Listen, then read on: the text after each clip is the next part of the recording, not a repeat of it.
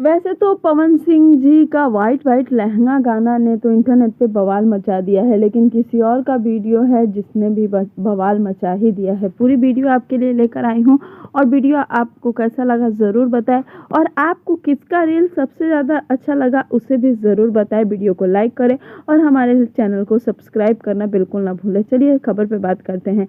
आप अभी जो डांस वीडियो देख रहे हैं ये वीडियो है शिल्पी राघवानी जी का, जिन्होंने पवन सिंह जी के होली गाने पे वीडियो बनाया है और लोगों को ये वीडियो काफ़ी ज़्यादा पसंद आ रहा है और पवन सिंह के फैंस इस वीडियो को काफ़ी ज़्यादा शेयर भी कर रहे हैं। एक नहीं कई वीडियो उन्होंने बनाया है और लगातार वीडियो बना ही रही हैं, तो कहीं ना कहीं पवन सिंह और उनके जो टीम है, उनके जो सपोर्टर है, उन्हें काफ़ी खुशी मिलती है क्योंकि उनके गाने को उनके को स्टार इतना प्रमोट करते हैं।